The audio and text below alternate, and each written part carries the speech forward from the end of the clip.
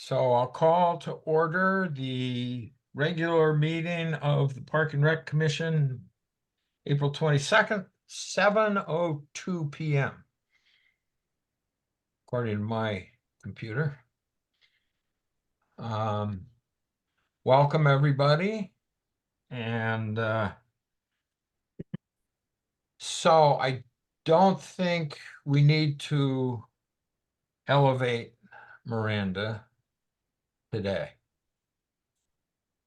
But thank you for being here, Miranda. Of course. No worries. Okay. Next item on the agenda is a declaration of abstention from voting by Park and Recreation Director Matt. Matt. Yes. So I, Matthew Bussey, am going to be abstaining from voting in this meeting as I am on this commission ex officio, and I do not meet the criterion to be a voting member of the body. Okay. Any questions from anybody? I will be making this statement at every meeting until the bylaws change, just to make it so it's a little more clear for everybody and understanding what ex officio is. And since as we work on the bylaws with the bylaws subcommittee, just to do this in preface to show that I'm not the one voting on things as a paid employee and someone who doesn't fit the criterion to be an elector or a resident of Kent. So makes the most sense. Thank you. You're welcome. Okay. Now, approval of agenda minus the first three items that we've already done, since we've done them. Do I have a motion to approve the agenda, Lynn? I actually want to make an amendment. You would like to make an amendment. Let's amend away. What's Okay. up? I would like to add a discussion under events 9E4 of possible town meeting childcare. Town meeting, childcare. Sounds good. Okay. Okay, any other additions to the agenda? In that case, can I have a motion to accept the amended agenda? So moved. Lynn, second from anyone? That was a tie between Claire and Karen. Photo finish. I don't know. Karen. That'll be up to you, Matt, to judge whose hand went up first. We'll go with Karen for that one. But thank you both. All in favor? Aye. Aye. Okay. Next item.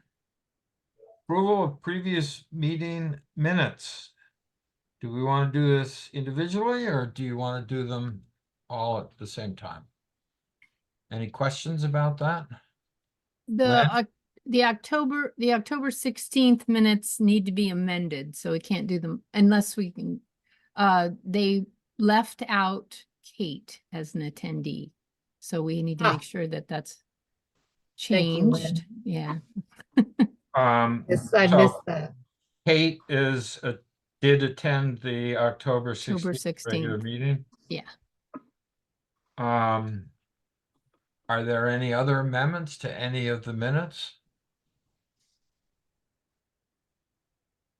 So I think we could do it in one motion with the additional amendment to approve the minutes of the March 18th regular meeting, the April 4th special meeting, and the October 16th, 2023 regular meeting. So moved. Thank you, Kate. Second. Second it. Second from Lynn. Appreciate that. Any questions? Further discussion? All those in favor? Aye. Aye. Aye. Opposed? The ayes have it. Okay, correspondence. Prospective alternate commission member. Turn that over to Matt. Sure. So We have two prospective alternate members for our commission. Two candidates that have come forth are Lynn Harrington and Jordan Iovino. I put in the shared folder a quick little snippet of who they are. And if anybody has any questions and wants to continue the conversation on who they would like to recommend for candidacy, that I'm going to leave to the commission. But these are the two individuals who have reached out to fulfill and satisfy the seat of alternate. We were looking for somebody who did not identify as a Democrat or was affiliated with the Democratic Party to fill this seat. So leave it to the commission to have the discussion and make the vote. So did everybody get a chance to see the little blips?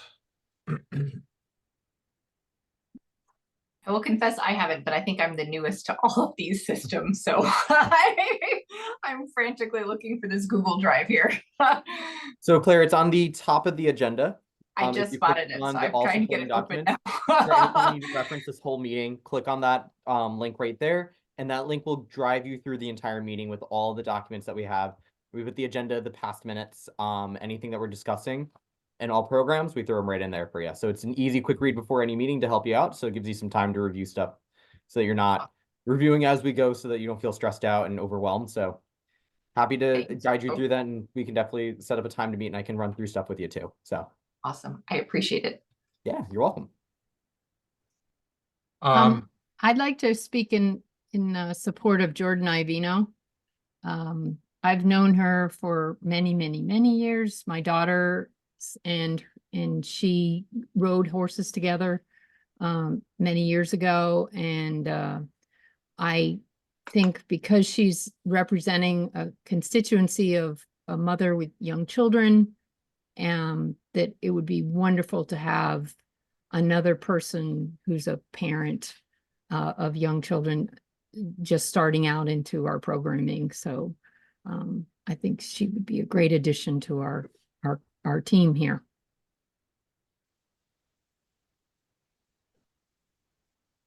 John, you and I are on the other end of the scale here, so we'll have to.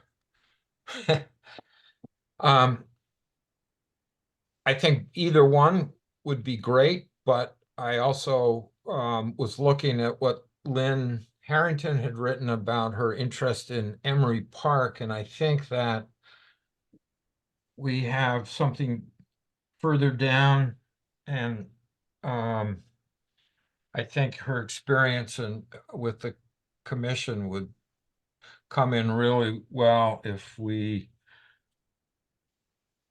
maybe bring Jordan on as an alternative, but use Lynn as part of our subcommittee for Emery Park. So that's what I was thinking would be good use of both candidates. Yeah, exactly. I would say the same thing, exactly the same thing. I would say that Lynn has more experience than any of us, mostly any of us, except for me. But other than that, she would be great. Yeah. So hopefully we can utilize both their interest and experience and excitement and get them both involved. So any other comments or?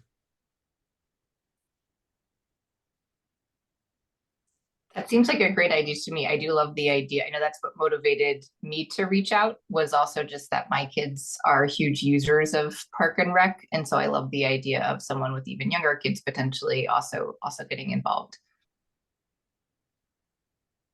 Okay.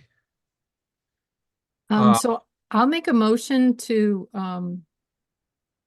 is it a point? I'm guessing it's a point. Appoint Jordan Iovino as an alternate member of the Kent Park and Recreation Commission. To fill To the fill an vacancy alternate. until January Jan 2025. oh yeah, January of 2025 at the town meeting. yeah. Is there a second to that? Karen got her hand up quickly. Thank you, Karen. I didn't have to beat you this time. Any further discussion? So, all those in favor of, appointing Jordan Iovino? Aye. Aye, Aye. thank you. Public comment. Number 7. How many people voted for that, Rufus? How many people voted? 1, 2, 3, 4, 5. Did you also? No. Oh, those opposed? Yes. Okay.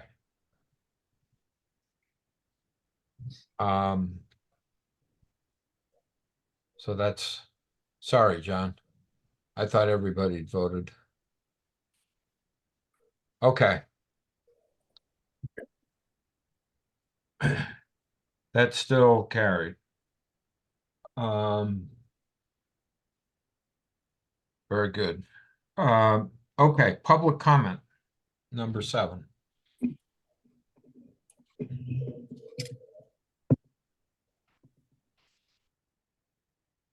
No public comment, so we'll move on to financial report.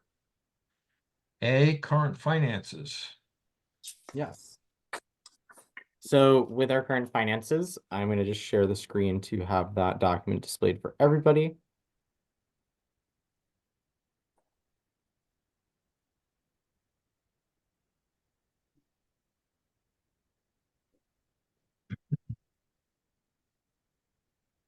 All right. So with our current finances, we are well above budget for our park and recreation line item 132,800. The reason why we're high at the moment, there were some funds once my predecessor stepped away from doing his duties wholeheartedly and focused on starting in about October.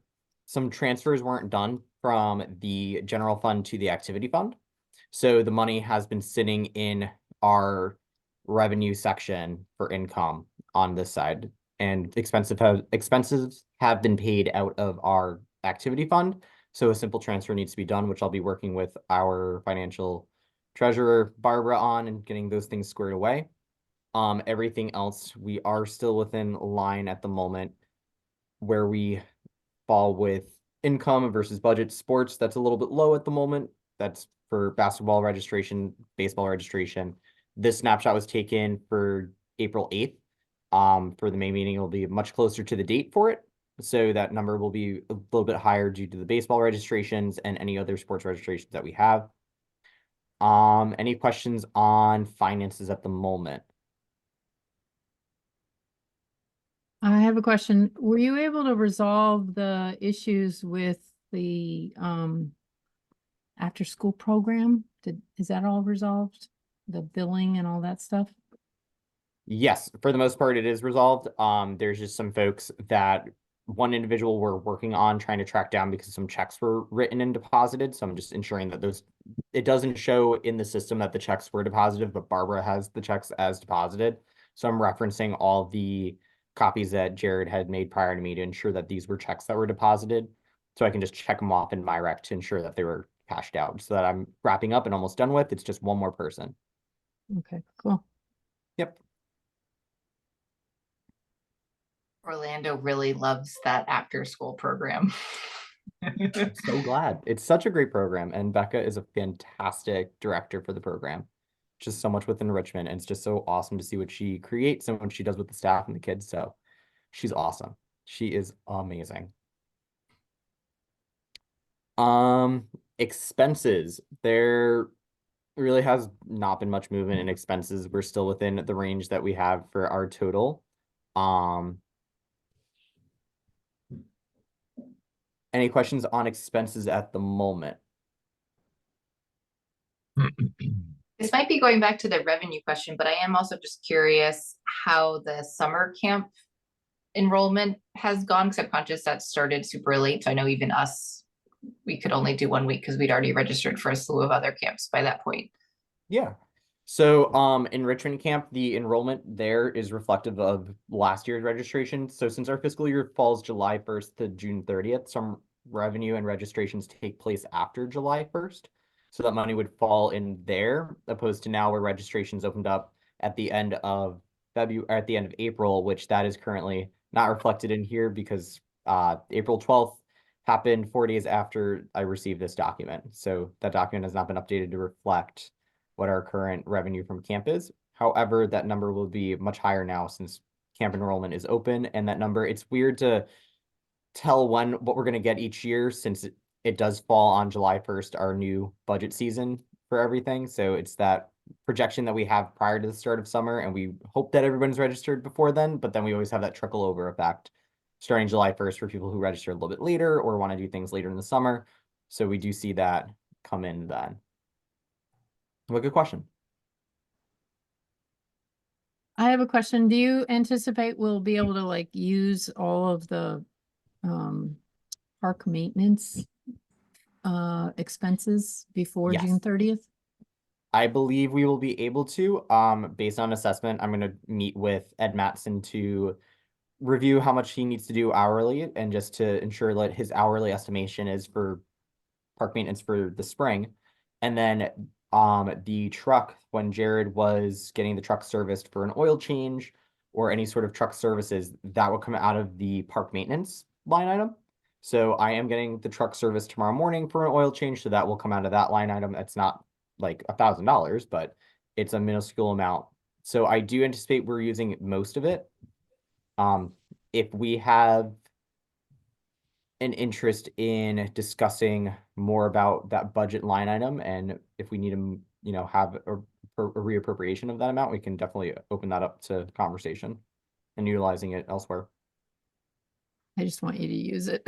Yeah. Is- It will is be, Ed- I'm gonna purchase more trail markers for the trail at Emory so that they're more frequent.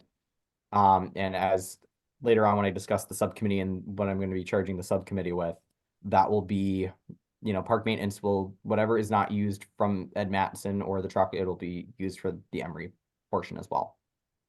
And Kent Commons and the ball Should fields we out. be looking at any maybe hiring additional help for Ed if aren't there several trees and stuff that could be pruned out at Emory Park, and that Yes. maybe that would help as well. Yeah. We can definitely explore that. I'm going to definitely meet with Ed and talk with him a little bit about that. And we need more help and we need to pay for an additional person on help. That's something we can charge with that expense. The other thing I was wondering is, I know I'm pretty sure you told us at one point that you can do CPR. Yes. I I can teach CPR. Yep. Can you train like the rec aides before June 30th? And I don't know if that's going to cost money or not, but the fact that we have $250 for training. Yeah, that number would go down significantly. So let me run numbers and get the exact amount to the commission and let you guys know how much it's going to cost. But I am certified to teach American Red Cross, CPR, first aid, AED use. I have so many different certifications from Red Cross. I have so many different things I can teach. I have a wonderful booklet of what I can teach, as I like to say. So happy to do that for the team and happy to certify them in-house instead of having to go outside for that service. That would be awesome. Yeah. As a member of Red Cross, we used to teach it for free. I don't know if it's still that. So it it's, would be free. It's usually held at Southbury at the center. Okay. And we used to take it for free, right? Yeah. So that means the organization there absorbed the cost of the certification. So there's an at cost for the certification itself for me to put it through Red Cross. And that ranges between $30 to $50 per person, depending on the certification they're going for. These ones, I believe, they just up the cost. So I don't want to be quoted at it, but I know it's in a range between $32 and $40 per person. And now we don't have to pay an instructor fee and we don't have to pay an instructor to come out to teach. So that's a reducing cost right there too. So. Good questions. Good questions. Anything else? This feels like a bigger topic to possibly open, but Emory Park as like a broad question. I think there's like, I loved what Jared did with the playground in downtown Kent, but I feel like there's like the equipment at Emery Park and obviously the whole of an old pool is kind of a problem. So I think there's an interesting question of just like, what is actually the vision for that whole spot long term? That could be interesting to discuss. It's probably much bigger than just this expense line item here, but It is, and we've been talking about that quite a bit. And I think that'll be part of that answer will come later tonight. But we are trying to work our way through trying to combine a bunch of different things with Emery Park to make sure that we're going to move forward in the right direction. And but yeah, that's a much bigger conversation than looking at the financials right now. Hey, Matt, real quick, about the Commons Park fundings, is that still there or what is that? Which Commons Park fundings? The drainage one, is it? Yep, 40,000 is still there from ARPA for drainage. Okay. So we have 40 for Commons, we have 40,000 from ARPA for drainage, and then we have 100,000 for a splash pad in Kent Commons as well. Is that covered under B here, the capital fund statuses and reallocations? Yep, that would be covered under B. So once we wrap up A, I'll jump right into B and talk about all those things. Okay, sorry. So is there any other questions on this piece of financial information? All of our current budget status. So thank you. I don't think, do we need a motion to, no, we just are looking at it and Yep. Sure, just Accepting reviewing it. with the team and showing y'all. so the second part of the financial report is the capital fund statuses and reallocations. Yes. So, let's start with capital. So we as a commission, you guys as a commission, myself as a department, we've agreed that we would present to the Board of Finance about moving the $100,000 that we have available for a playground at Emery Park and utilize it for drainage and utilize it for a master plan. I did, the Board of Finance was looking for narratives to justify why money hasn't been spent for certain items before that were funded prior to 2020. I wrote narratives for Marty and for the Board of Finance regarding all of our current capital funds. So our 900 and change that we have available for the tennis courts at Kent Commons, for the 150,000 that we have available for the pool at Emery Park, and the 100,000 that we have available for the playground at Emery. But the pool at Emery Park and then the playground at Emery. Yep. So I'm still waiting to hear from Gary Hockey, and he told me last week that by today I should hear from him about the surveys so we can go ahead and understand where drainage falls. So the current fault that we have is understanding if drainage is an issue and a hardship that we're suffering from the state, or if it's something that is on our property that is causing an issue. If it is on our property, then we would expense the money from that $100,000 for the playground towards fixing the drainage. And then the second part would be to fund a master plan for the park itself. Or for Matt, all- just to clarify, we need to make that request to the Board of Selectmen. And then the Yes. Board of Selectmen has to bring it to the Board of Finance. Then it needs to go to a town meeting Yes. because correct. it's a Thank you. change in the capital plan. Yep. Unfortunately, Marty did not share all of your write-ups. He only shared the information about the pool. Okay. So Let that me, I Hmm. can share that with everyone. Do you want me to add it to the shared folder for now? Even though it's post, I think we're in the middle of the that's, meeting? I think that's cool though. Just so people know what you've shared with them. Yeah, absolutely. I'm happy to do that. I did verbally tell them that we had made that motion to that we wanted to do a transfer. And that we understood the process. So Okay. I stepped in to clarify that. Thank you. Thank you. Thank you. Just find where I put it.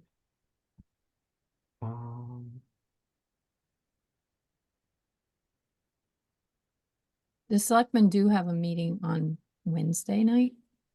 And then there is a town meeting for the budget on May 17th. I don't know if Marty will want to include it on that, but that would be a possibility.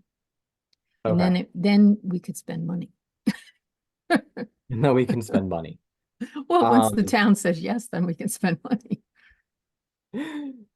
Perfect. I'm just trying to locate where it is because for some reason it moved on me from where I put it. So just give me one moment. But as I search, I'm going to bring up the the ARPA funds just to discuss what those are. So with our ARPA funds, we have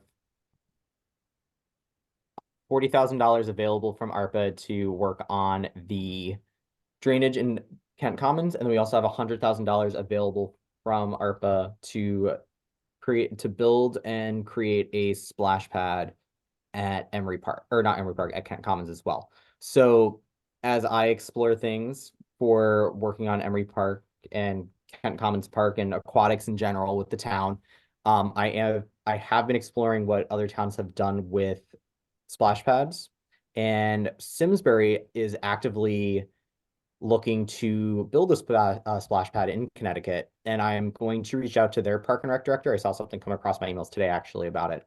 I'm going to talk to their park and rec director to see what they have, because they have a survey that went out from Google Forms that through CRPA that people are filling out and responding back about how much they've spent on splash pads in their towns, how much it costs to run them and operate them, how long it took. So really wonderful things and really great information. Instead of just calling around to find out what's going on, I can connect with somebody who already has that information and they can share it. So I'm going to reach out to their park and rec director to get some more information, and we can start looking at plans for a splash pad in Kent Commons. And we can also do the drainage and tackle the drainage at the same time.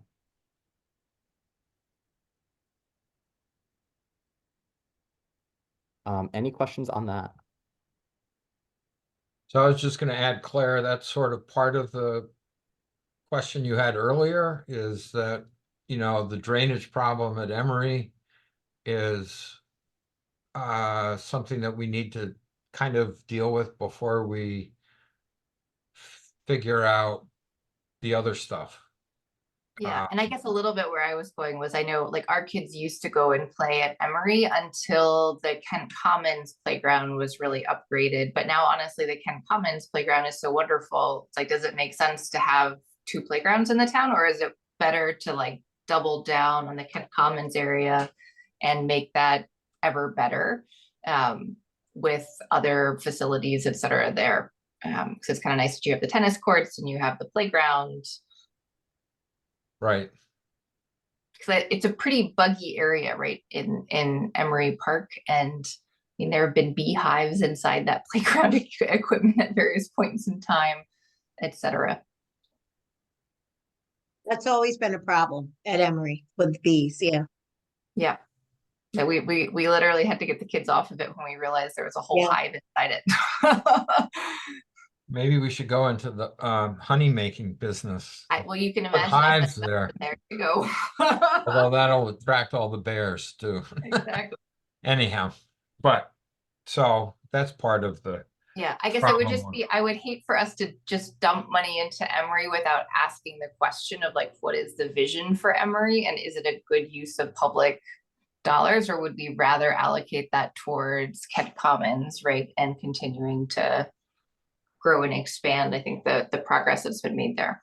Yeah, and I think that's a comment we can definitely review when we jump onto the discussion of the department survey, because I do have some information that I'd like to shed light on, and I think that we can hold it until that point in a few minutes, because I think that would be important to discuss, especially as I align goals for the department and we as a commission align goals for the team, and reviewing what the town has.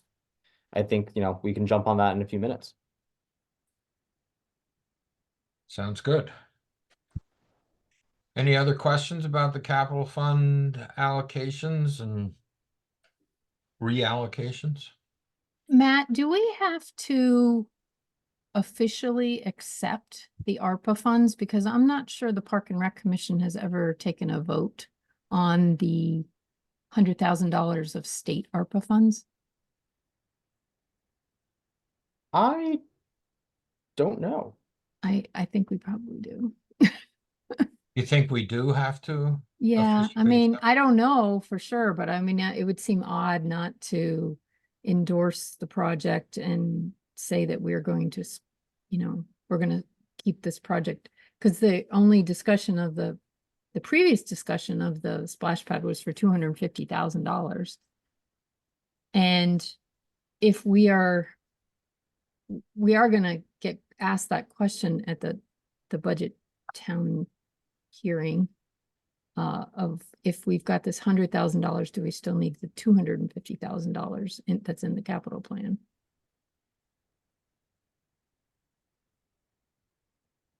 For 5 years from now. We can I guess we could vote on it and recognize it. Should we do both the Were four? these funds separate from the original funds given to the town? It Both was of them? Or was the drainage part of the original? the drainage is town ARPA funds. Like the town got 800 and something thousand dollars. And so Okay, the so town, that's- yeah, the town allocated the 40K to Park and Rec for drainage at Kent Commons. And this other $100,000 came directly from the state. And that was So a out of reallocation courtesy, fund we from the state, should- right? 'Cause Say Jared again? wrote- It was a reallocation because we received money and then Jared wrote back to the state and it was changed to splash pad money, if I remember correctly. I don't know, because I don't think it ever, you can ask Kate. I don't think it ever came before the commission, Kate and John. Did you guys ever talk about this last fall? No, he did that on his own. He changed it. Yeah. He worked with Barbara on it. I Okay. think they became aware that there was state ARPA funds available, and so they jumped on it and said, hey, we can use this. And they said, sure. Hey, you're silenced. John, we did that, he did that with our approval though, right?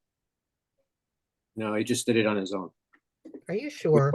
Barbara, they just changed where the project had to go. So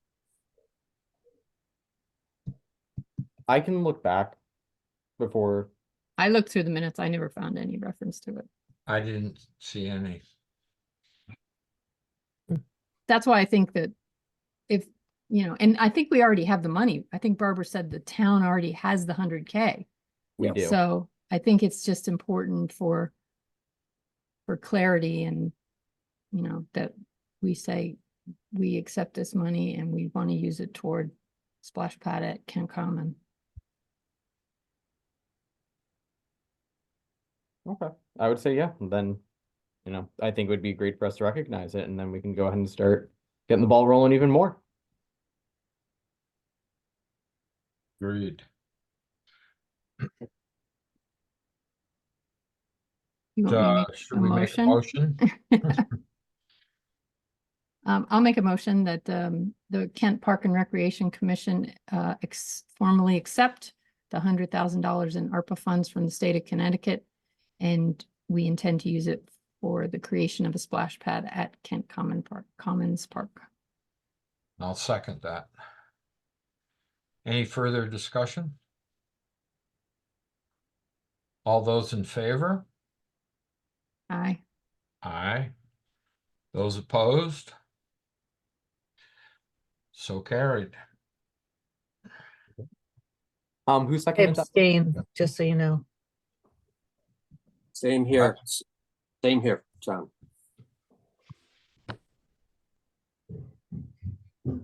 Who seconded that motion? I did. Okay, so Lynn by Rufus with a 4-402 vote. 4 in favor, 0 against, 2 abstentions. Perfect.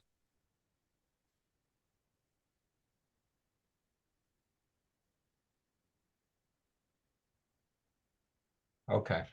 Perfect. Director's report. Sure. So day-to-day operations, I've been hiking Emery Park at least once a week. I visit the parks every single day. including on weekends when I can pop on up here, I will pop on up and check out the parks. I walk around with the glove. I'll pick up trash when I see it. I will pick up dog droppings when I see them. I organize everything. I talk to the community folk that come to the park. We have had a lot of people stop by the parks. During our story walk in Emery Park, I saw about 12 families, which was absolutely fantastic to see so many people come on out into the park to walk around and just see what the park was about, spark some conversations, especially about what the park is used for, what the park has been used for, and just hearing what their thoughts were on the park. ASP has been going fantastically. Our programs have been running very smoothly, which I'll jump into when we talk about discussion of current programs. I'm going to be purchasing trail markers so that we can better mark the trails in Emery Park and add just a few more markings to them so we're not looking and searching for a blue trail marker, a blue blaze, or a yellow blaze when there's one that is decently close instead of having to glare off in the distance about 500, 600 feet.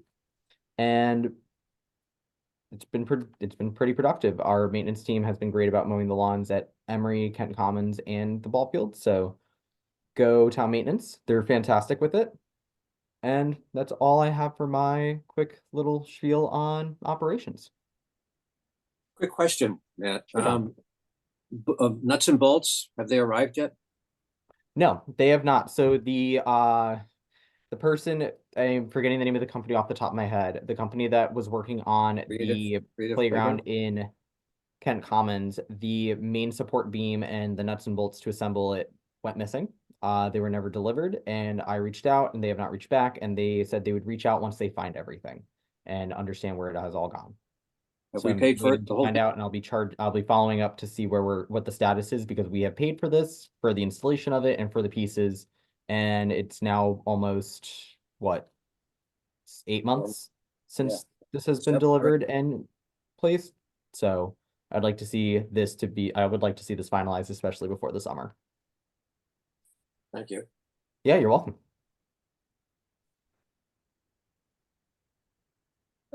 Is there any way that, you got me thinking about the bees, because I remember that when my kids were there. Is there any way the town maintenance can just check on that? Because there used to be big nests in the playground equipment. And you don't see them. When they go down there to mow, could they just check and see if, could we ask them? I'll ask them and I'll see what we can do. If not, I'll charge it and see what I can do myself and Okay. with the team. But yeah, I'll follow And up. it's only at Emery Park. It's not a Kent Common issue. It's only Emery Park. I feel it's gonna just be all parks. Bees naturally like to navigate to anything that has a hole, whether it's a house or a playground, and as soon as they Fair find a enough. location, they're gonna habitate in it. So we're gonna be checking frequently everywhere, whether it's a location that hasn't been really utilized in a little amount of time or a place that just in the evening isn't heavily utilized. Bees will just find their way everywhere. When I worked for state parks, there would be bees at the entrance of the beach in a signpost, and the signpost was maybe 3 feet away from the people that walked right past it every single day. And there would be hordes of people walking through. So bees will go anywhere and everywhere, but we will definitely have the team look into that and see what we can do. Thank you. Yeah. You're welcome. If you do determine that there are bees there, the best time to try to get rid of them is in the evening when they're back in the nest. So if you need help and you're not in town at that hour, I'll go with you and I'll go back and spray it at that point. Thank you, Rufus. We could also reach out to a couple of people that have beehives. We could put it up in the open field back there, and that would draw the bees away from the playgrounds and into the hives. Ooh, that's a good idea. Yeah, and then we can get some honey out of it. I'm happy to show you which part of that playground equipment they really like. Ooh, I definitely want to know which one. You'd I'm have to definitely probably, put up some sort of electric deterrent for the bears, because they would love to see honey hives up there. Oh, they would. It may be that somebody who actually has hives would be interested in taking them doing- off our hands. Yeah. Yeah. There are a number of people in town who do raise bees, so. We do in fact have bees, but we also have lots of bees right now. So I don't know if we need any more. I can definitely look into this. Perfect. Thank you, guys. So Rufus, I'm all set with discussion of a report, and I'm ready to move into the survey update. Survey. Okay. So I sent the team and it's in our shared folder, just a quick little snapshot of the data pulled from the survey. What I did for the survey was an NPS survey. So a Net Promoter Score. What we're looking at is when we rank something 1 through 10, our 9s and our 10s are our promoters. They're the people that are going to get people fired up to come to our programs, to our facilities, to be engaged with Park and Rec in some capacity. Our 7/8s are passive individuals. So those individuals can fluctuate between they are going to attend our programs, they're not going to attend our programs. There's something that needs to push them over into the promoter side to keep them in our programs or even go to our parks. And then our 1s through 6s, those are our detractors. They're the ones that are going to write negative reviews about our programs, or the ones with negative insight on our programs and facilities and parks. And they're the ones that are most likely not going to return and go elsewhere. And they're going to take others with them. So the way that the NPS score works, it takes a formula with our promoters and our detractors, and it phases out our passive individuals because they're not swaying a decision at all at the moment. The conclusive result that we get in numeric form is ranged between -100 and 100. So the Net Promoter Score is a great benchmarking tool for us. We can see where something's at, and then we can open a conversation on how we can improve, and we can start setting goals towards those improvements. And I think it would be great to charge the department with, cooperation with the commission on what we would like to do for goals so that we can start achieving those goals and start planning just beyond short term and start looking at more long-term stuff for the department and for the town and for the commission. So Emery Park is a big one, looking at what we want to do for all of our programs in the future, what we want to do for capital. This is a great way for us to really start setting the goals that we want and start setting a vision for ourselves beyond what we already have. So in this report, there are some things that I'd really like to highlight. If we look at the parks page, which is a few slides in, I'm not going to go through every single slide because there is a lot of data, and I feel it would be much better if we look at it at our own leisure. But to really jump into the parks information and just discussing our facilities, if we look at Parks Current, I'm actually just going to pop it up on the screen just to make it easier for everybody, because I think sharing a screen is going to be a lot easier than just flipping through. So looking at the parks, one thing that I really wanted to hone in on was our lowest NPS score. So our lowest NPS score was a -81, and that was from Emery Park. The NPS scores, as you look at them throughout this document, really emphasize the areas that my predecessor really honed in on, which is fantastic, as there was a lot of improvement in certain locations for senior programming, for Kent Commons, for Kent Center School Fields, and for youth programming. But some of the stuff that we noticed that we needed to really improve on, that I've heard as I started my position here, are all things that do truly have the negative NPS score at the moment. So a total of 85 individuals answered the question saying that they visited Emery Park in the past 12 months, and their satisfaction, they ranked it between 1 and 10, and it received a -81 score with 73 individuals who were detractors. The comment section on this park really looked at the pool itself. It looked at the structure of the park currently, and it looked at the current conditions and what we can do to improve it. So as I reviewed our survey, one thing that I wanted to do was pick out the top 3 things in the survey that were a huge outlie, and just said we need to fix these things immediately and start working on those and start working on goals for those, and then start looking at what other things could be made in the future. So the first thing, and as you can see later on our agenda, it talks about the discussion and formation of an Emery Park subcommittee. It's Emery Park. Emery Park had such a low NPS score, and to improve it, it needs a lot of work. It needs a lot of tender loving care. It needs structure. It needs to be cleaned. It needs a plan. So as later when I discuss about the Emery Park subcommittee, we're going to work on what we're going to do with the park. This is going to be a body that's going to help make decisions and help or give formal recommendations to the commission as to what we should do with this park, because having such a low number, knowing that the swim area has not been touched in 5 years and it needs it needs some repair. It's not condemned, it just needs repair, as I like to say, be it from all the documentation. It's not condemned, it is just in need of repair. This will help set some plans so that we can boost this NPS score, and we can also boost the park itself and really look at the longevity of the park and what the town really wants out of the park and what we feel would be the best decision moving forward with the park and the swimming area there. Some other things that I noticed that were low on the rating scale, the adult programs that had a relatively low number. So I'm just going to jump up to that. It had -33. So from comments and what I've noticed, there's been a lack of adult programming in town.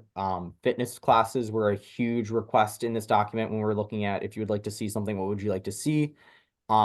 Fitness classes were a very large number for adults, and it was the highest ranking number for what we'd like to see.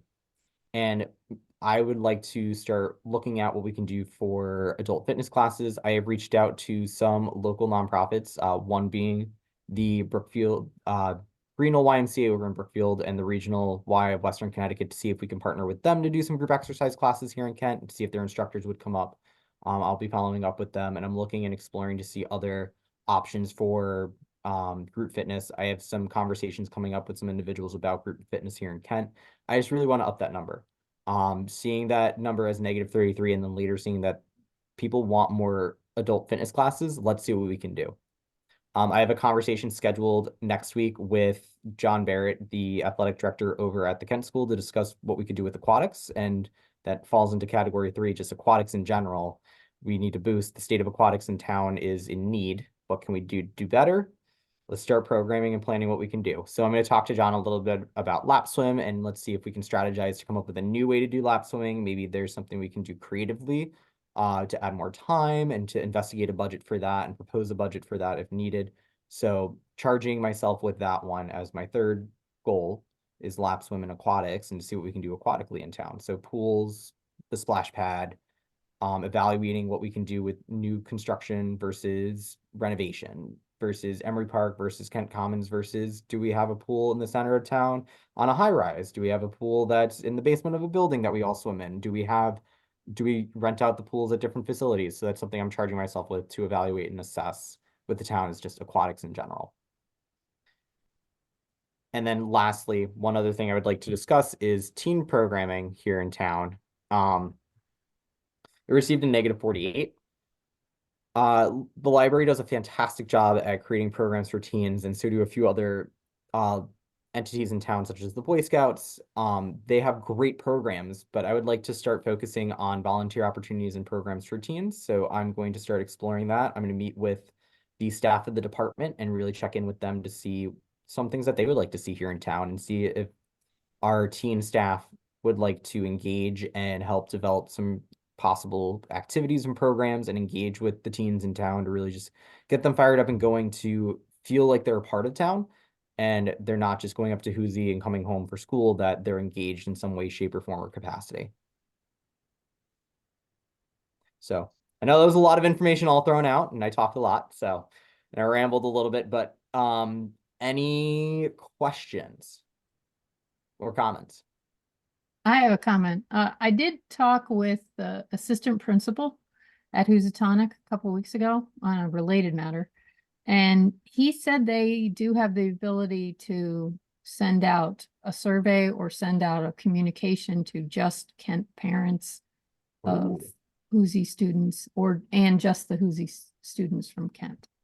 Thank you. So that, yeah, I will send you that contact information. Thank you. Thank you, Len. And I'm not sure that the library is that much of it's sewn up with the teen programming. It's a bit hit or miss, because I was there this week for a teen program that nobody showed up for. So I know that there's a lot of trial and error with it. I know that Yeah. they definitely put their best efforts forth. to They try to do, get teens they do. involved. So at least they are an entity in the community that want to get teens involved. And as someone who's seeing this number and hearing from parents that my teen has nothing to do when they come home, I, as recreation and as someone who enjoys being outside and doing things, and when I was a teenager, I was out exploring with my friends, and I was like, guys, we need to go to like an adventure club. Let's go join Boy Scouts. Let's go to a hiking club. Like, let's do something instead of just running around the neighborhood recklessly. And we did. And seeing how teens are now and hearing from parents are like, I wish my kid was involved in something else. So I'd like to explore what we could do, what programs we could offer, what we can do to engage with them so that they feel more connected to the community. One thing that sort of works against us is the fact that for the kids that go to Housatonic, if they choose to take the late bus home because they're involved in any activities at school, they don't get home until very late. And those that get off early, so it, unfortunately, because we live so far away and the bus rides are so long for them, that would be an impediment to trying to schedule for things that both groups of kids, the kids that get out of school and go home, and the kids that have activities at school and then come in late could sign up for. Yeah, So, but it might be easier to do weekends because they don't even get off the late bus until 6 o'clock. yeah. Wow. But then again, there's only a few more months of school and then we're in summer, so. Right. Yes, very true. And I would maybe just broadly say, I think it's awesome, Matt, that you started with an NPS survey and all these different points. We use Thank you. NPS surveys all the time in work. And I would just say it's like a great way to baseline where we're at. And negative scores are truly terrible. Like normally from a business perspective, we would be saying you have a major customer service problem if you've got negative NPS. And so just for context, like, I think it's great. And then it just says like, so what should the overall strategy be to actually influence some of these dynamics? But also I'd encourage us not just to try and solve every single problem, but to your broader point, like let's pick the 3 big picture things we want to make a difference on and focus there. Yeah, definitely. Thank you, Claire. And yes, definitely. We need 3 big picture things let's focus on. And then as we start making moves on those things and the balls start rolling there and we start gaining traction, that's when we can start adding on other projects and other goals that we want to tackle. And then that really helps with what we have as plans currently for capital, that helps with budgeting plans, that helps with department structure plans, anything that we tend to do. This would be a great avenue to take, and this is a great baseline, and we'll do this again next year. And I think we do it annually, we'll be able to gain some more insight as to where we're at and if we're doing anything wrong. Also, this does assist us in understanding if, programs we're told they're going great, and then all of a sudden they're truly not, and people give their feedback as to why they're not. So this is a moment for us to say, all right, so what actually went on, and we need to take off the rose-colored glasses and stop looking at it through a rose-colored sense because we're just told everything is fantastic when in reality something might be really drastic and the program might not be for the flavor of the town anymore. It might be they might not want the chocolate chip cookie dough ice cream anymore, even though they're telling us it's great. They might want mint chocolate chip instead. Kind of concept. So, all right. I also just want to say, like 33 responses. I'm not too upset with 33 responses. Yes. So I don't know. Oftentimes, having done surveys as well, in my previous work, it's often the most disgruntled people who like to fill out surveys. So I don't want to be too, I don't want to freak out too much about it. But I do think that it allows, the problem areas to stand out for sure. definitely. And I echo that. We had 135 respondents, and that's not necessarily a high number, but that might be 135 disgruntled people in town, and the population being just, slightly over 3,000 people. That's a large percentage right there. So let's start looking at that disgruntled group and seeing why they're disgruntled, and they're the ones that will detract people from our programs. How can we turn them into people who would like to work towards going towards our programs, becoming passive individuals and then welcoming them in as our promoters for our programs.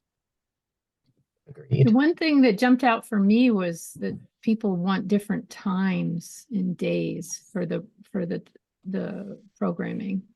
So I think link to that we need slide. to think about, you know, That would evening be- and weekends, I think is what I interpreted that as. Yes, so looking at our programs, they want the late hours and they want the weekends. Mhm. I agree. I think, you know, with pickleball starting this Wednesday, I can't wait for that to start at 6 o'clock this Wednesday. And I can't wait to see how many people come to that. And that's gonna be a great opportune moment for me to ask, is this a time that works for everybody? Do we prefer the evening times? And seeing what I can do with the commission to form more programs in the evenings for adults. So, and then looking at what we can do for weekends. Should we start in the fall doing soccer and tennis on weekends? Should we have it on weeknights? Should we do something different on weeknights? And this would be a great moment, an opportunity for us to say, let's take a step back and explore what we can do differently. I'm also meeting with the Region 1 schools, the Park and Rec directors for the Acquainted Towns on Thursday. So I hope to bring this up as a conversation and explore to see what they're doing and see what they've had success with. And just some general knowledge of the area to help bring us to more success and to really provide to the town in a positive light, to really work with the town instead of just saying this is what we do because we've always done it. And maybe some cross promotion too, like if they're doing pickleball on Thursdays and we're doing it on Wednesdays, you know. Yes, yes, yes, yes. It's a great idea, cross promotion. And I'm going to bring that up with the team.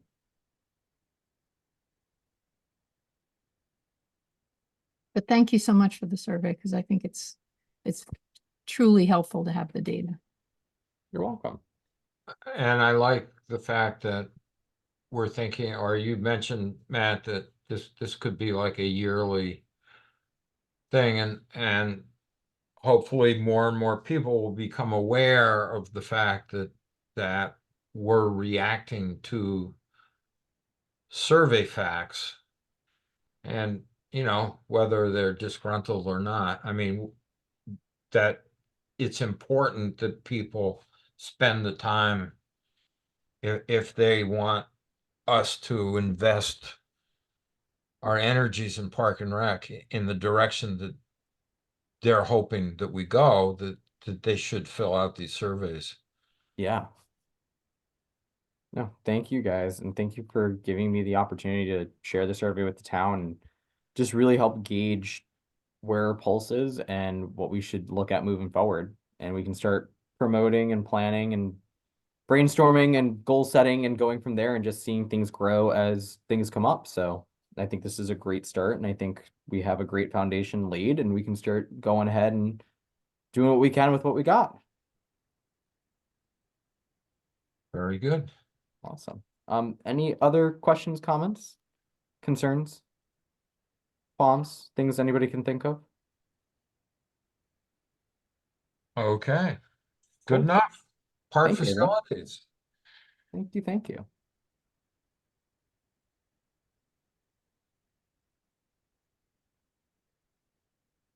The Bartlett Tree Service. Yes.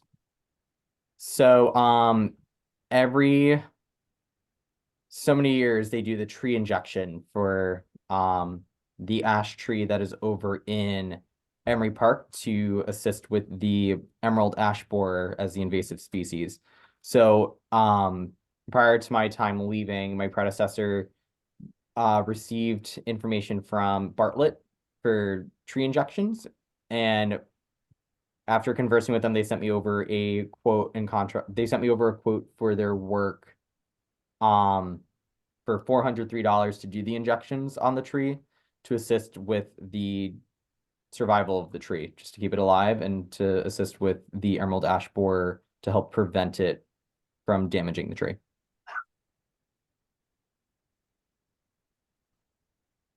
And this will come out of park maintenance, right? This will come out of park maintenance. Yep.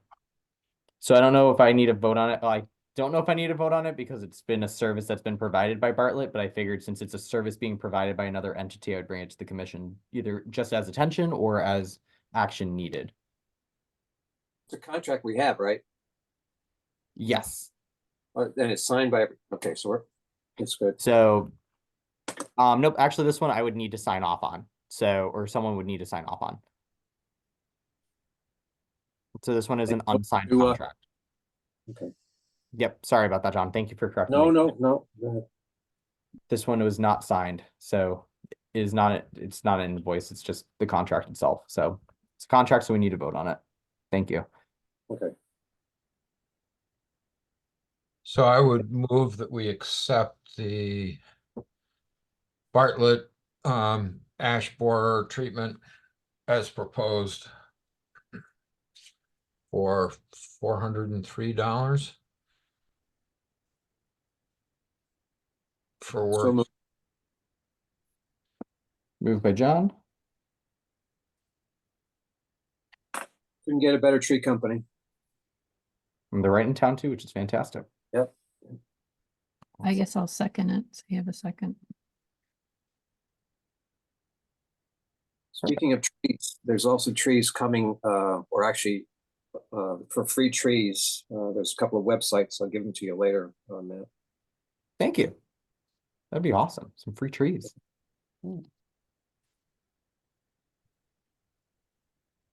Any further discussion? All those in favor? Aye. Aye. Opposed?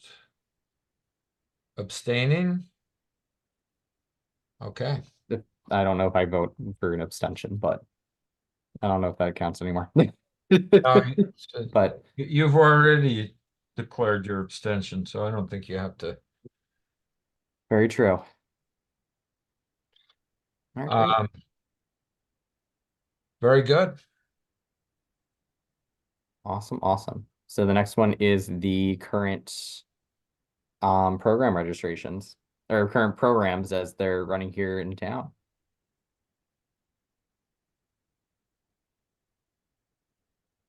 Okay. So do you want me to jump into it? Yep. Awesome. Our programs are doing well. Our camp registration kicked off on Friday, April 12th.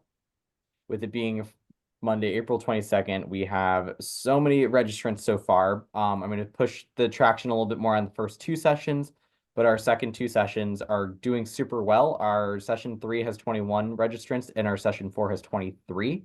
So if we were to only be at our 24 like we have been, session 4 would have been one person away from fill. So I've noticed back in the past as well that the first and second sessions tend to teeter a little bit with registration because it's right around the 4th of July holiday. It's either before or after or during. And I'm going to push a little bit more with those registrations, but seeing that sessions 3 and 4 have picked up significantly. And if we were to have our 24 number cap, session 3 would have been 3 away from full and session 4 would have been 1 away from full. So I'm glad we adjusted the cap to be at 36. Baseball registration is doing well as well. I'm going to be promoting the new yoga class the new yoga session that will begin May 2nd. I'm talking to Dawn a little bit to see maybe if we can go out of the community house and into Kent Commons potentially to do 1 or 2 classes in Kent Commons during that time and promote it to the group and pick their brain to see if they would be interested in stepping outside to do a class. And then that would possibly lead to potential future programs with Dawn for outdoor yoga. ASP is going well as well. We had the week off last week because of spring break, but they have picked up back right now. And Becca was in the mix today running things with Lizzie and one of our other staff, and things have been going well for that. And we have our I put the concert series under events, so I'll jump on that in a little bit, and the Memorial Day parade as well. And that's where we stand at the moment. And I talked about the story walk in Emery Park, so that went pretty well, seeing 12 families. I, in hindsight, should have had a registration book in the front just so we can get some capture how many people come in just to get ourselves a solid number. But I'm happy it was more of a passive program, and I would go up and hike Emery Park and see families just walking, reading the stories, and just great interactions. And then our senior lunch, our next one is going to be with the Kent School, and that's on Friday, May 5th. So that is coming up as well. And that will be at 12 o'clock at the Senior Center.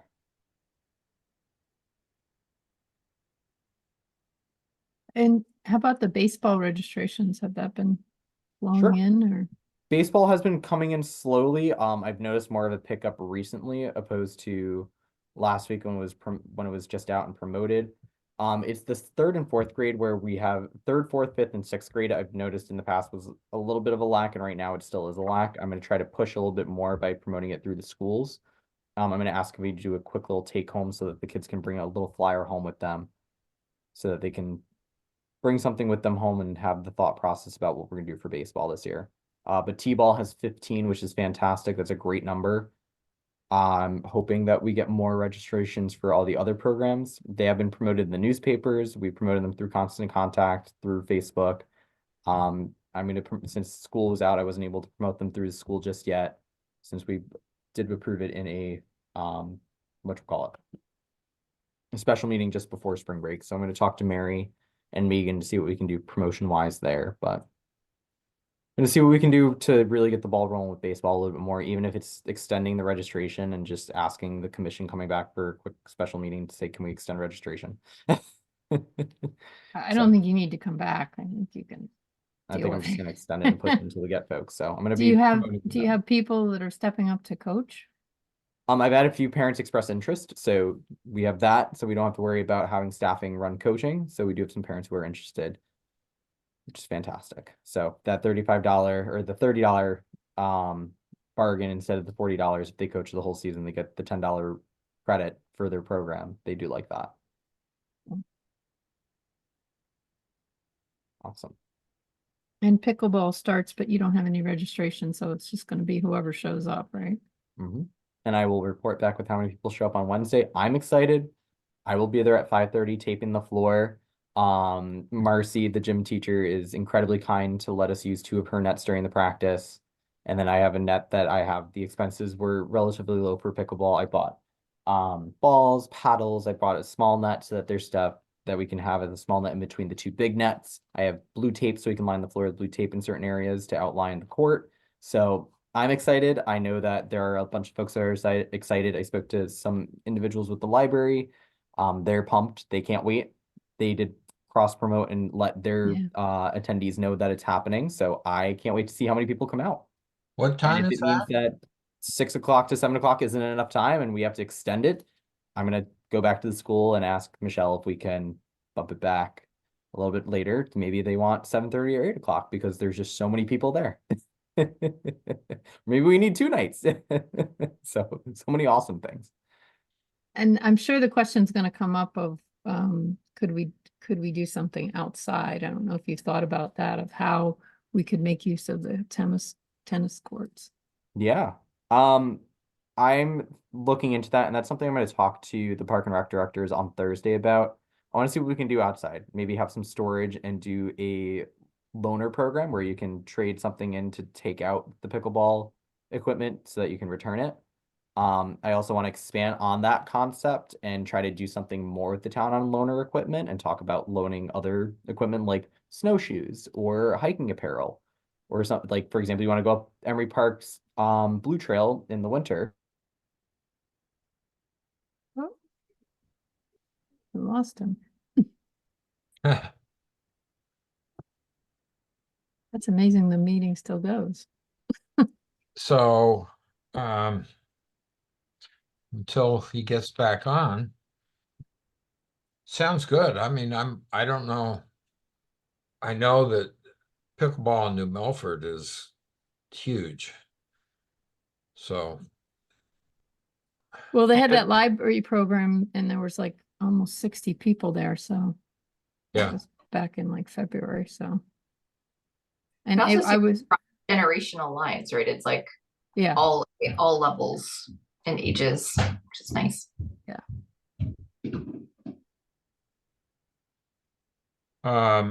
so his laptop has stopped working. oh no.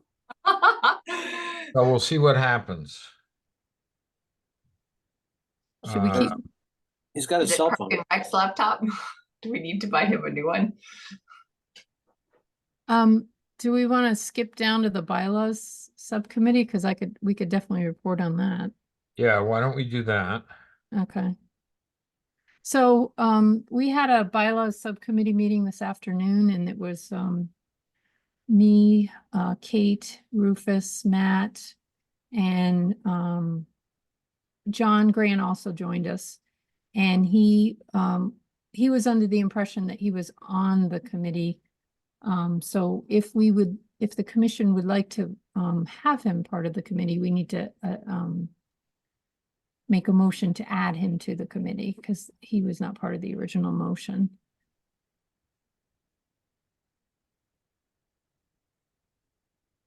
Kate, you're muted. Hello? So moved Okay. to add John Grant to the subcommittee for the bylaws. Okay. Does anybody want a second? Thanks, Karen. I'm guessing Rufus is on with him.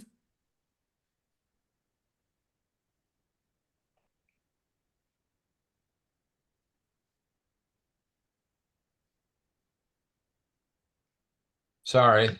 That's okay. Was that That him? was Matt. He's trying to switch over, so he'll be back with us in a minute or two. Okay. Kate just made a motion and Karen seconded it to add John to the bylaws subcommittee. So we need to vote on it. Okay, so all those in favor? Aye. Aye.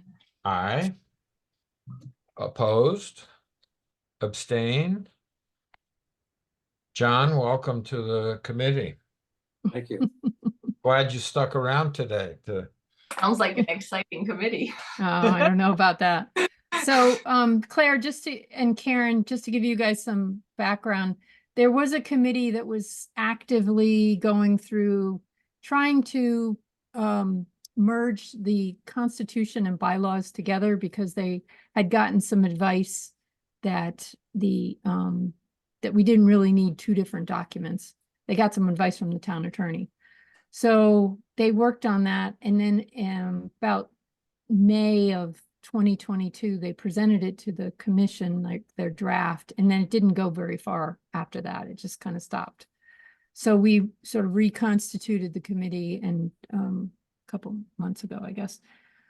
So we're working off of that document to try and clean things up. So we will be coming back to you with a good with a proposed final draft. There were some questions that I would just like to pose so you guys can be thinking about it. Don't have to make a decision right now, but we did talk about it at the committee level of you know, in terms of structure of whether or not we saw the Park and Rec Commission as an advisory group or as a policy-making group.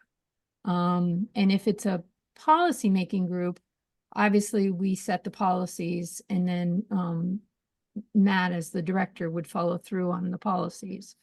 And if it's an advisory, it probably could be interpreted that, you know, it's advising the director on, you know, what directions to take. Gives more sort of autonomy to the director. Most of the people in the committee this afternoon thought that we were a policy-making group and that was the right avenue for us. But something for you guys to think about and see if you, how you feel about that. We also talked about, whether or not the third selectman, which is what I am, should be a member of the Park and Rec Commission, and what role that should be. It's part of the ordinance, and as far as we know, the last time the ordinance was changed was 1999. So it's been around for a while. They did, the town did get a fairly recent ruling, I think it was December of 21, from the town attorney saying that the third selectman was a voting member of the Park and Recreation Commission based on the documents that exist. So that's another thing that the commission should decide. What would the members prefer to have? Would they prefer to have the third selectman as part of this group, or would you prefer to sever that and go back to the Board of Selectmen and talk about that?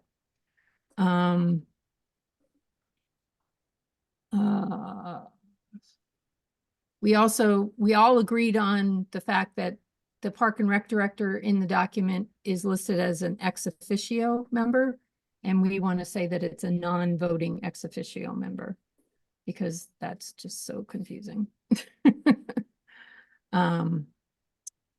And the other thing we were talking about today is the current bylaws say that 3 consecutive absences of a member from a member who misses 3 consecutive meetings of the Park and Rec Commission would be terminated from the commission. And so we were toying around with what's the right wording with that. We talked about that we think it is important that, commission members be held to a certain standard, but we're not sure that 3 consecutive ones is the right one.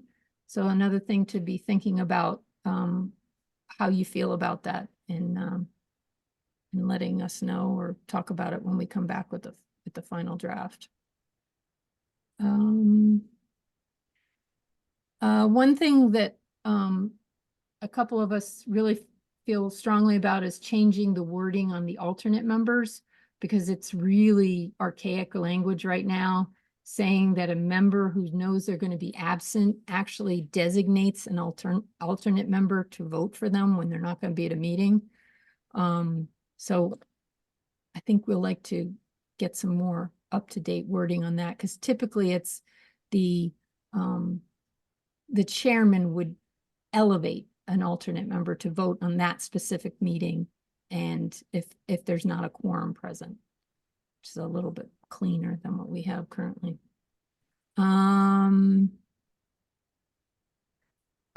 We talked about.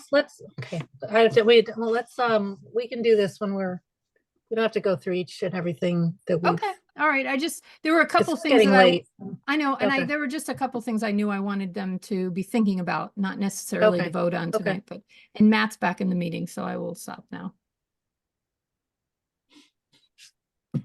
Yes, apologies. The laptop just stopped working. It's been plugged in, so we'll see what happens on a different one. Thank you all for your patience.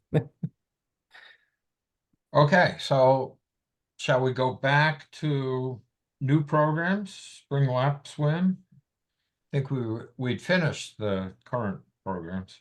Yep, we were all set with current. So, Spring Lap Swim, we are looking at Wednesdays and I'm just gonna package Spring Lap Swim and Aqua Aerobics together for date-wise purposes. We're looking at May 1st, 8th, 15th, and 22nd.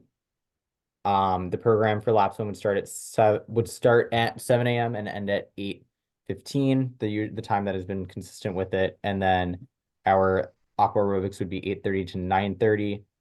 When looking at the current cost of the program, it was listed as $40 for lap swim and $45 for aqua aerobics. I'm looking to cut those in half since we're offering 4 weeks instead of 8 weeks.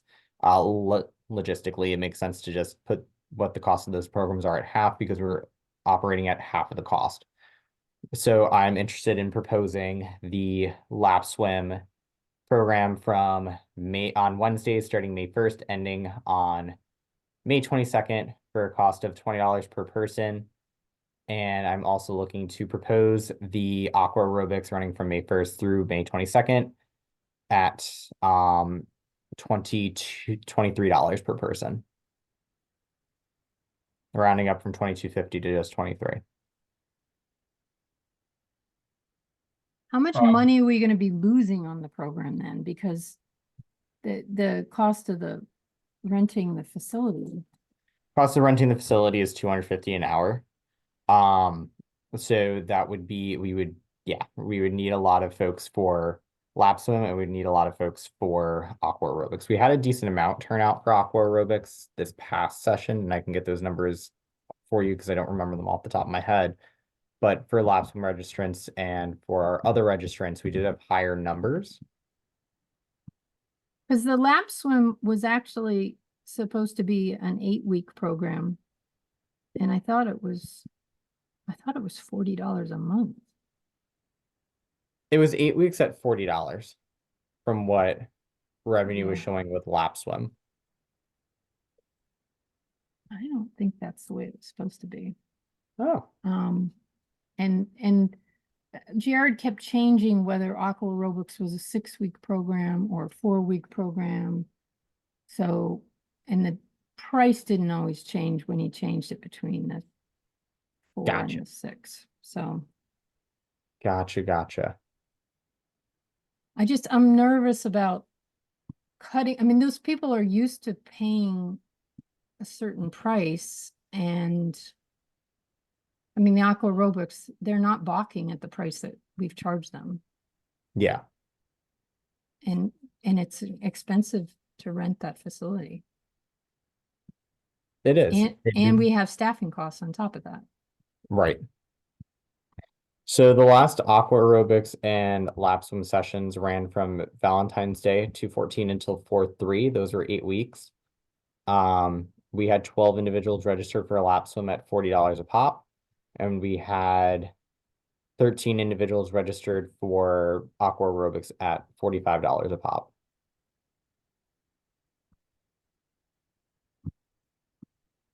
40 was the lap swing? Is that what you 40 said? was the lap swim it was $40 per 8 weeks. And how many people? 12. So $80 would be like the break even Yeah. price to charge people.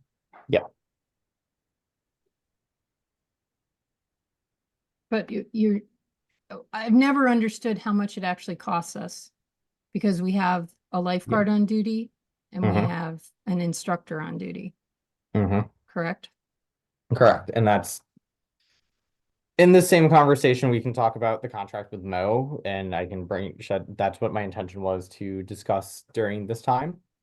To revisit a conversation that we will need to take action on, because it is involving these two items. It's involving aquatics. But the contract with Mo, the way that was structured was, Jared worked it out with Mo that it's a $25 an hour deal for her, because that's all Park and Rec could afford to pay. Which I'm not sure if, and she also wants a little more money from the swim lesson portion, where she had someone else come in to teach with her, and she asked for the $200 for an appropriation to pay this person directly instead of paying out of her pocket. So she wanted an up in contract. So looking at like what we're paying Mo and the contract, it's just very wishy-washy. And to me, it's concerning that she is a great individual and I appreciate all she's done for the community, but looking at what she wants contractually, and just she wants more money and she's asking for these things outside the agreed upon contract, which was a verbal agreement, but then also she would email and just have it paid based on what she would request. It kind of makes me a little nervous to do the business with Mo, to ensure that we're going to have the program run and we're going to meet costs, because we're paying her $25 an hour. And then she asked for more money because she had an instructor come in to teach with her, because she didn't want to pay that person directly out of her pocket, because she's a contracted individual. And now she's asking for $200 in addition to that to pay one of her staff members.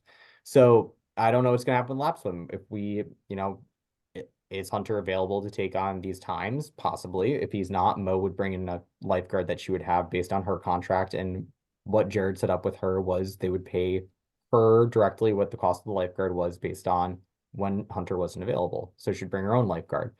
That we would pay based on what his salary was, an hourage. So there was always a lifeguard, great, but the contract just seems so loosey-goosey. As much as I love having these programs here in Kent, and I think they're absolutely fantastic, I think we really, and I'm only proposing them because it's been a push from the community and I do see the need for it. However, this is an opportunity for us to discuss as a commission. I think we really just need to iron out these contracts better. I'm genuinely concerned. I'm genuinely concerned because they're not written, they're verbal. They are not abiding by our bylaws of a 90-10 split. And and they're outside of what we're doing fee-based wise. So I think it's time to just revisit what we're doing. And I know that in the bylaws subcommittee, we talked today about fee-based programs and discussing that, but I really want to iron it out with Mo before we move forward. And as much as I want to see these programs happen here in Kent, and I really want to push them, and folks really love the adult lap swim and really love aqua aerobics, I don't want to do it in a very false way and saying that we're doing things right when we're genuinely not on the administrative end, when it's really funky, wishy-washy, and setting ourselves up for potential failure and potential gray area that could be really destructive to us. So I want to be clean cut, and I want to be able to do things and exercise things appropriately. So And- as we discussed break-even points, I'm going off of a fee that Jared set up. He set it up as a $40 for the time frame that he had for lap swim, because that's what he worked out with his concept of netting out at a completely zero at meeting cost with registration. It was not netting out. It was costing us money. He was Gotcha. very upfront with that, so on that. He said that the lap swim would be a money loser. Yeah. And we were doing it as a test to see how many people were interested in doing it and how much money it would actually generate. So we did have the 12 at the $40. So, and then we had the 13 at the $45. So that's not necessarily a large amount of revenue for what we're doing for facility rental costs for $250. I mean, But we I might also- separate out though the pricing question versus should we do it as a program? I mean, my kids did the swim lessons with Mo. And before that, I had been driving them to Brookfield to the Y because there are really not that many options. Like you can go to Brookfield, you can go to Torrington, and there's the New Milford swim class. And I thought it was amazing to be able to go 5 minutes to downtown Kent, even though honestly, like the class isn't quite as good as YMCA swim classes that are much more like regimented. So I would strongly encourage us to try and continue to find ways to use the Kent. I thought it was like a fantastic collaboration with the facilities of Kent School. I think we could relook at pricing of the programs, but I wouldn't necessarily like throw the baby out with the bathwater just because there weren't as clean of contracts. Like I think we could probably do a better job from pricing it, deciding how to contract it. It sounds like, but I certainly wouldn't kill it. So I thought that Yeah. was a really fantastic gift that Jared set up for the community. Yeah, and I echo that, Claire. So thank you. And I agree. We shouldn't, throw the bathwater out with the baby. We should really just look at what we can do. And that's part of the conversation I'll have next week with John over at the Kent School to see what we can do for aquatics and just discussing what we genuinely have available and what we can structure. I mean, if you look at, so as far as the existing structure, just the rental, I'm assuming that's 2 hours a week for 8 weeks. That was $4,000. Yeah, I mean, it So- can, I would actually try to negotiate not with Mo at the $25 an hour, which honestly, the fact that she was teaching 50 kids to swim for $25 an hour is like, God help her. I know, But, but I mean, Kent School could give a bigger discount since they don't pay property taxes. And my sister went to Kent School. It's a great school, but $250 an hour is a hefty price. it's a big loss for us, and that doesn't even include the lifeguard or Mo's salary. So we're losing, we're only bringing in 25% of the rental of the facility. So that, I think we need to at least have a conversation with John saying, that's a little out of whack. And I'm going to explore other options too. I know that right now there is a grant available from DEEP if we have a nonprofit teach swim lessons, especially in low income areas and underserved populations. That grant would pay for the swim lessons, so it'd pay for the overhead costs of the instructors and the staffing and the facility rental fees. So that's something I'm exploring actively at the moment, as well as exploring other just avenues for aquatics and seeing what we can do on the aquatics ends of things. So I'm not throwing Mo completely out the window. I think she's great. I think she's fantastic with her programs. I would love to have her back, but I also want to see what we can do in total for the town and what we can do for aquatics entirely. I just went and looked on Facebook because I could get that really quick. The open swim was supposed to cost $80 for 8 weeks. So he didn't set it up correctly in my rec. Okay. And I believe if my memory is correct, the previous aqua aerobics was like $30 for a month. And this time it was set up for a little bit, it was set up for the For 8 weeks at 6. 45. I Oh, 8. Okay. Maybe Yeah. it was 6 weeks before or something. think it might have been, yeah. Okay. Yeah. So Well, if it was supposed to I be at think 80, it's go a ahead, Rich, key- sorry. a key thing I mean, to teach kids how to swim and is so important when we live with rivers and ponds and all this stuff around. If, you know, that's super important. So, Exactly. And we could look at and benchmark the pricing, right, of the YMCA in Brookfield and what is the price that they charge for swim lessons. Cause I think that's probably, they obviously have much more scale in the programs, but it could be a good proxy. Cause I honestly have no idea what I paid for it, but I just signed up because it's right here in town. Right. So they were $120 for the 6-week session here in town. I don't remember what the Y is off the top of my head, but at both institutions, we had financial aid available. Here in town, the Kent Community Fund did earmark money for swim lessons, which is fantastic. And to my understanding, it was not utilized whatsoever. But at the Y, I know that they provide that opportunity. So, And I think that could be a really interesting, when I was signing the kids up for camp at the YMCA Camp Sloan, they have a tiered pricing schedule for different income levels, which even like for Camp Kent could be wonderful because Camp Kent is a total steal relative to other camps around, but maybe it should actually be tiered in terms of what are the income levels of what people can pay. yeah, it's definitely something we can think about moving forward. And I there say is- that someone who would pay the high end, right? Like I just think it's good to be able to support everybody to go. Yeah. There is a partnership, Claire, with Kent Community Fund for people who can afford it. There is scholarship money available. So, and Matt was great about advertising that. That's awesome. Yeah. Like if we were to increase prices, right, maybe that's something we would advertise a little bit more alongside it of the prices are higher to cover more of the costs, but we have access to additional funding for anyone who can't cover it. Mhm. Right. So I think just to jump back on the lap swim and aqua aerobics part, my proposal is a 4-week program, and I'm going to change the proposal for lap swim to $40 for the 4 weeks, and then the aqua aerobics to $23 for the 4 weeks. I just found the flyer from the previous aqua aerobics. It was 5 weeks for 30.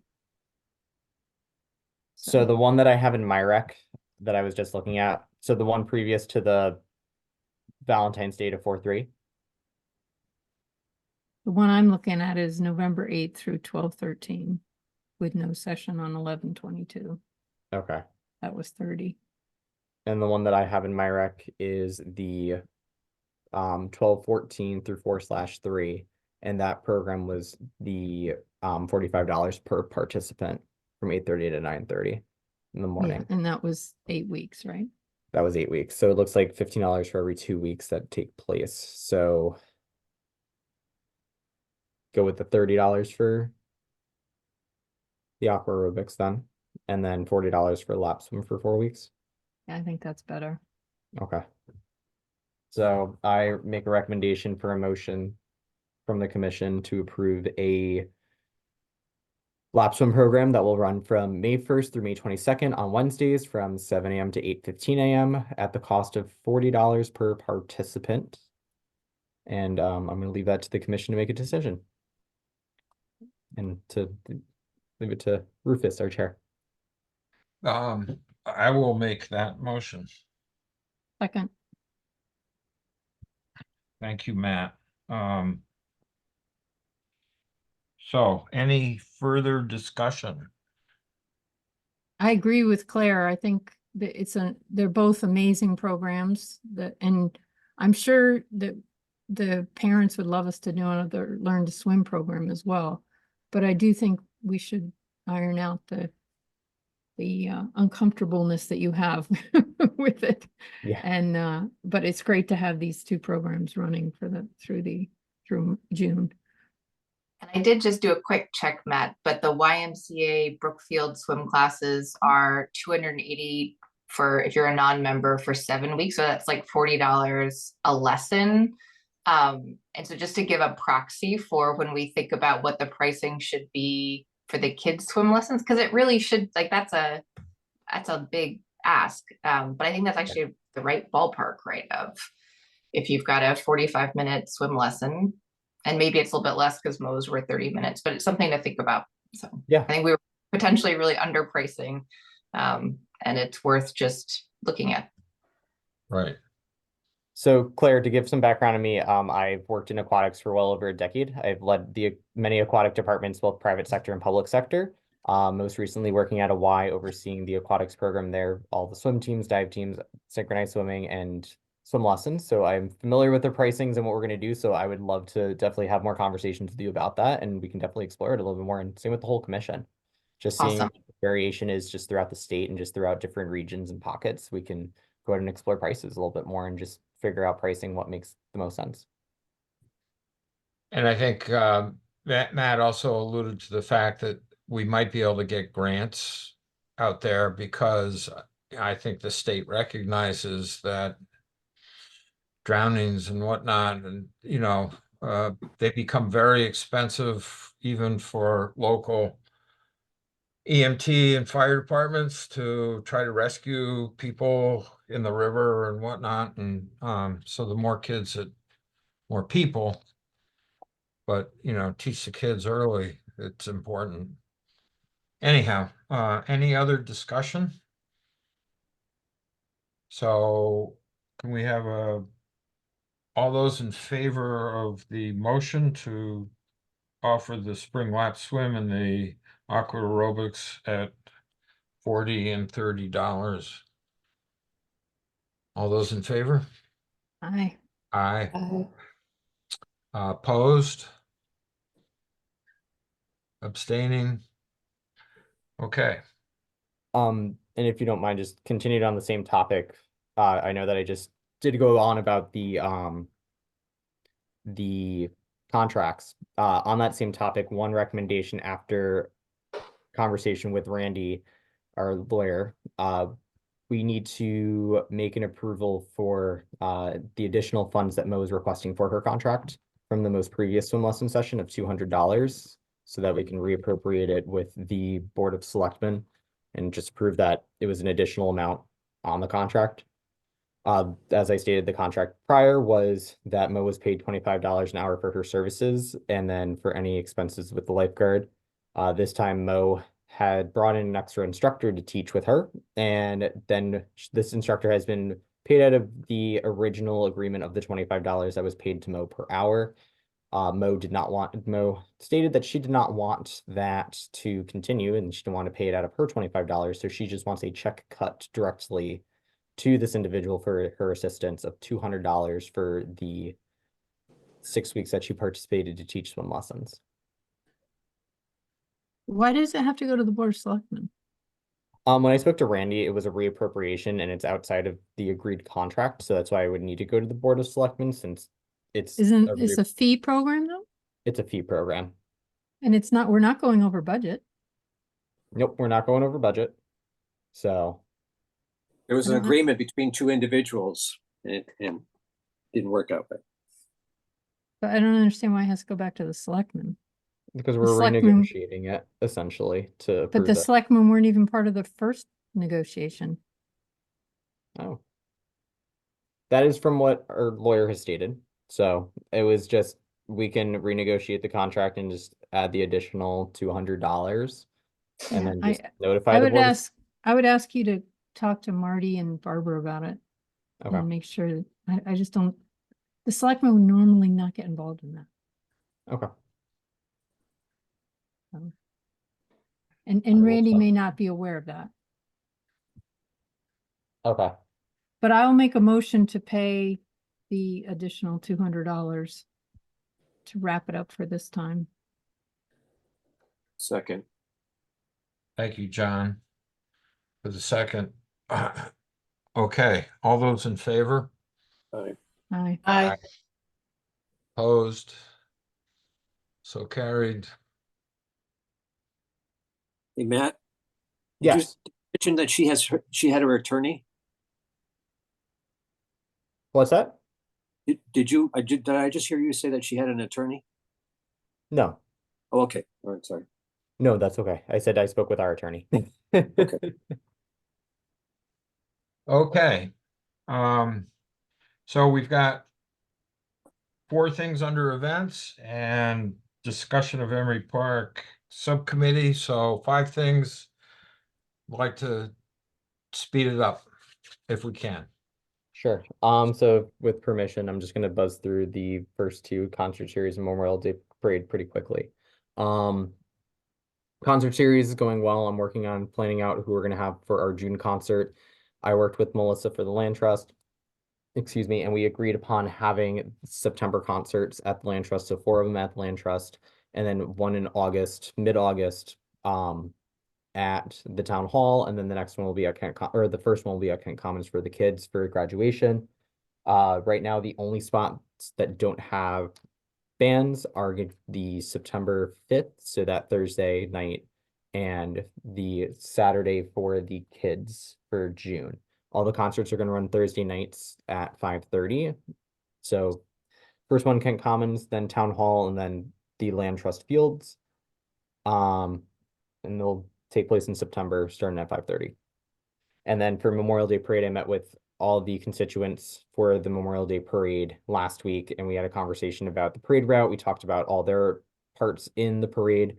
We're just going to finalize the exact parade route with the stop that is over by the firehouse for the memorial to see if that will be continued in or not.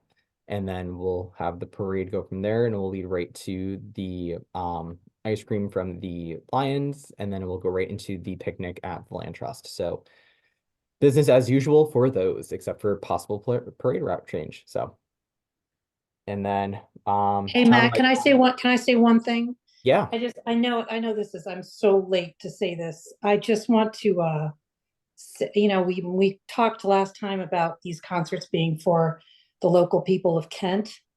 Yeah. And I just want us to just, having spoken to some locals, I think a Thursday night concert when you have to work on Friday is not something that you're going to be able to do if you're working on Friday, and you're making, dinner for your family. You're tired after a long day. And I would just like us to just, I know I'm late to the game saying this, but I happen to have these conversations after that meeting. Just reconsider the weekend concerts. If it is in fact our goal to appeal to locals, and we had a low turnout last summer, that weekends are going to be the time when local people are going to be able to go to a concert. They can't go to concerts, generally speaking, on a Thursday night. There, Yeah. I'm sorry I just wanted to express that.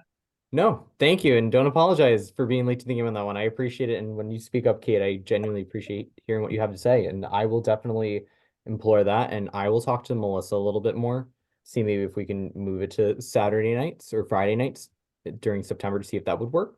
So let me explore. You don't have to move all of them. I'm just saying, Yeah. if we want to maybe not have them all on Thursday nights, or consider that. Yeah, no, we can definitely explore it. I'm open to exploring. I'm open to see what we can do to move it. I mean, you're also in sort of a catch-22 where if you're trying to make sure it's for locals, but locals aren't showing up, then the concert series doesn't garner any momentum. So you almost want to do both. You want to be able to maybe have some people come to town specifically to hear a concert and maybe spend money at a restaurant beforehand or whatever. Because that would generate more. Yeah, awareness. the locals want, the people to come to town and buy what the locals have to sell. That's doing something for the locals, Yeah, you know?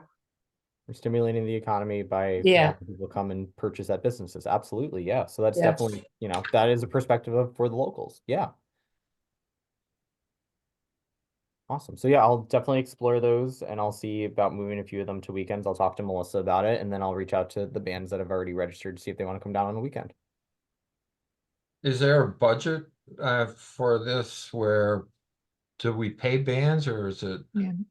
We pay bands $500 per band, so $3,000 was allocated last year, and that's what we proposed in this year's budget for 24-25. Right. Okay. Perfect. And that's it for me on those ends. The next one is the tag sale, community-wise tag sale. So that with recommendation from Lynn, thank you so much for catching that. I didn't realize that the Kent collection was right next door. So changing the name of it, I was gonna say the Kent Collectibles instead of collection. Mhm. To kind of make it rhyme. So the Kent Collectibles, this is a tag sale program. I'm gonna give recognition where recognition is due. This is Darlene and Joyce were having a conversation about tag sales and how there's many tag sales that happen here in town. And Joyce came to me and she goes, I have this wild idea about a community tag sale and they do it in Goshen. And I know a few other places that do it, but why haven't we done it here in Kent? And I was like, I'm going to take you up on that. Let's see what we can do. And I'll make a proposal for it. So I appreciate that members of our community are coming forth with ideas for proposals for events and for programs. So this makes me happy to see. The Kent Collectibles community tag sale is going to be a tag sale for the community. You're going to be on a map. You can pay $5 to be on the map. It'll be of town and there'll be destination places for people to go to check out what you have for sale and to make purchases. $10 if you'd like to rent a spot here at Town Hall, a parking spot or a spot specifically at Kent Commons. I'm going to put small items at each tag sale. That'll be part of a scavenger hunt. And the winner of the scavenger hunt will get a prize. And then everybody who participates in the scavenger hunt, but also submits to the scavenger hunt and finds everything, will be put in a raffle to win another prize. These will be all done through Google Forms, so you can just submit them instantaneously. They might ask for pictures, so there's a picture of the object that you find. You might have to take a selfie with it so that it shows that you were there with it. But I feel like this would be a great way to get the town engaged, and it's not intended to step on what St. Andrews does as their tag sale. I love what they do, and I think it's absolutely fantastic. This is something that I just want to bring out more because I feel like one tag sale is not enough for town. We always need two little refreshers are always good a year to go through your stuff and see what you have for sale. Matt, my wife has already told me that I have to give you $5 immediately. And I think you'll find a lot of people wanting to participate. I think it's a good idea. Awesome. And then just one other recommendation I had was change the time from 9 to 1 to just expand it to 9 to 3, possibly. Make it a little bit later. And then I'll forewarn the transfer station that on Sunday they may have some stuff coming their way. So they're not surprisingly overwhelmed. And Rick isn't surprised on a Sunday when there's a ton of stuff, there's lines of cars out from the transfer station. So that'll be a good fair warning to him.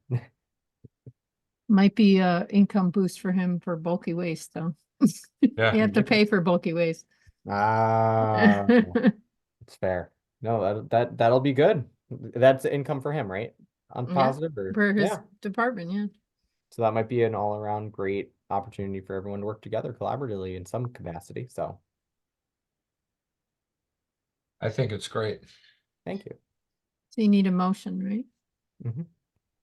Mhm. I'll move that we approve the Kent Collectibles community tag sale as proposed with the amendments mentioned by Matt. I will second that. Any other discussion?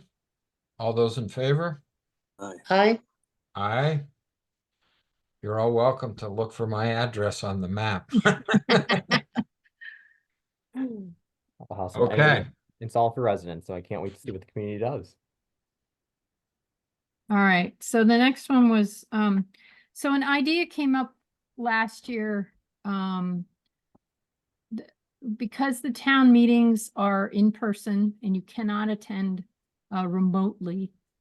Some young families brought up the idea that it would be really nice to be able to have childcare for their children so they could attend a town meeting vote. So I'm just throwing this out here. We are going to have the budget town meeting on Friday, May 17th at 7 p.m. So I'm wondering, does Park and Rec want to, hire a couple of rec aides and have activities for children at either, Kent Community House, or I don't know if Kent Center School would let us do it on a Friday night for a couple hours. Yes. From a department standpoint, yes, absolutely. I think that's a fabulous idea and I'm all for it.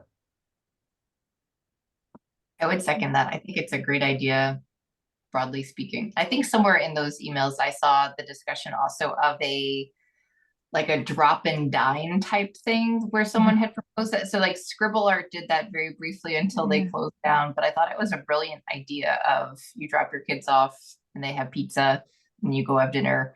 But I suspect separate from that, I think it's a no-brainer to do it for a town meeting so that people who want to participate can go participate. Childcare barrier. yeah, something like what Claire was saying for, down the road, maybe, date night for Yeah. Yeah. I saw something, New Milford was doing something like that where we're taking the kids so people, young parents could go out and have dinner.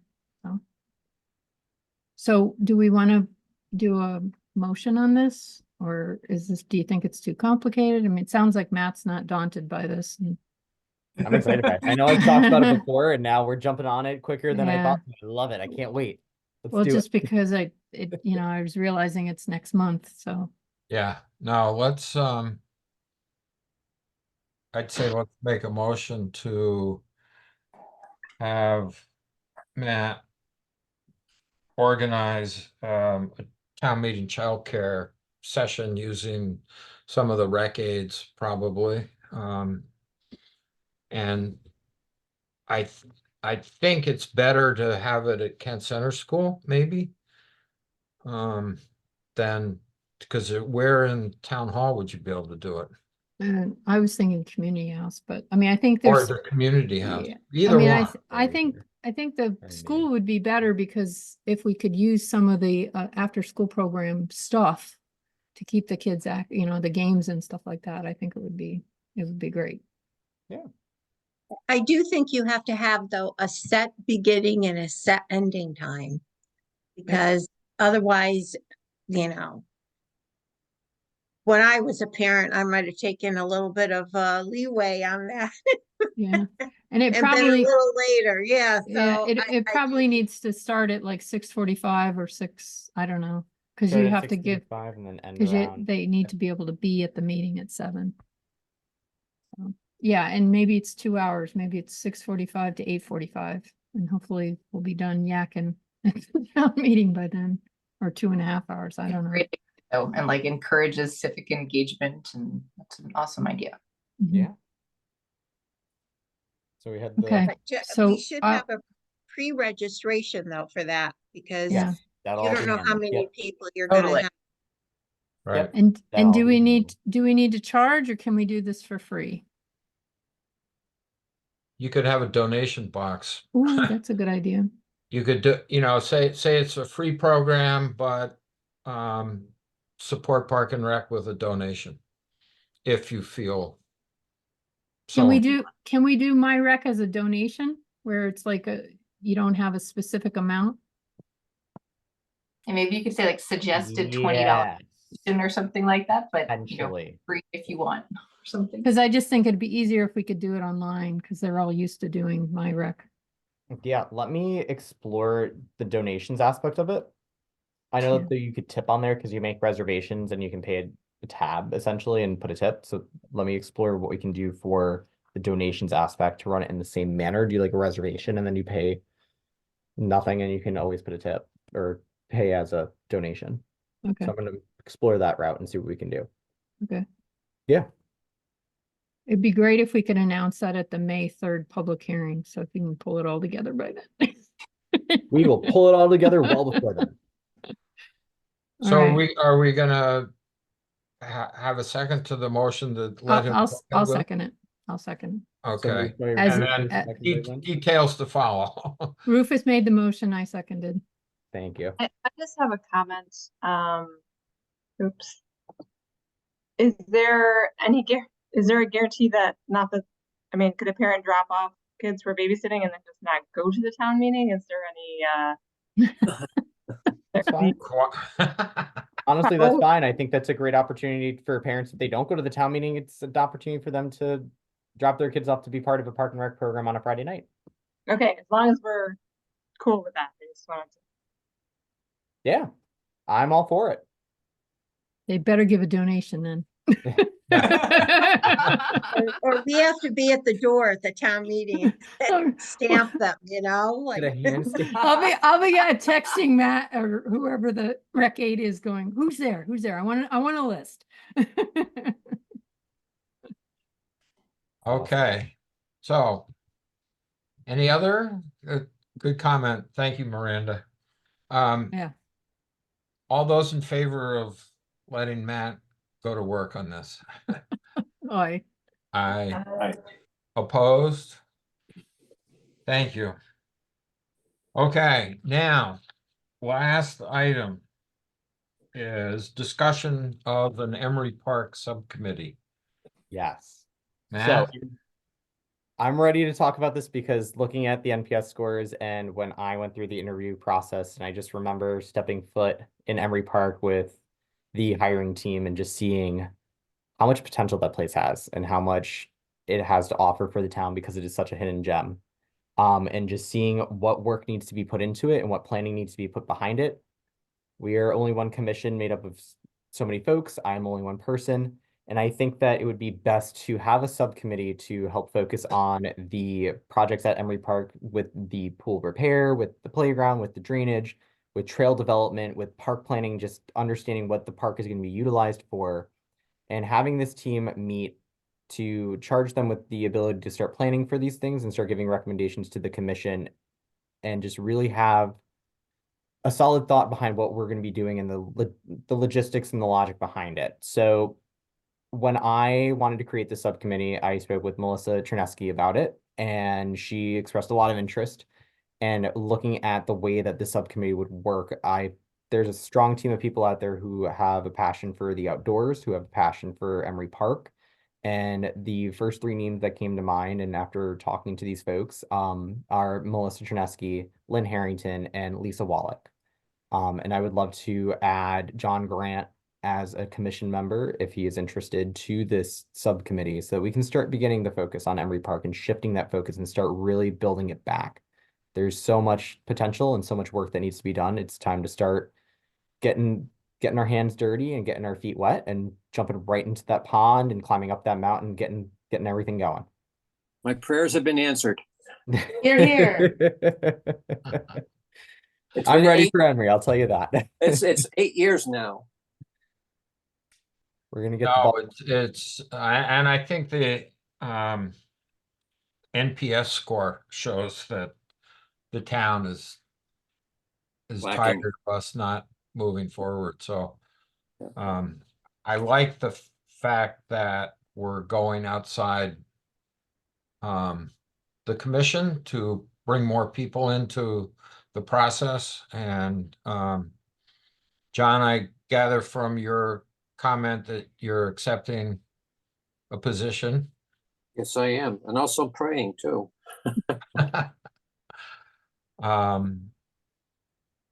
is anyone else on the commission wanting to be on this subcommittee?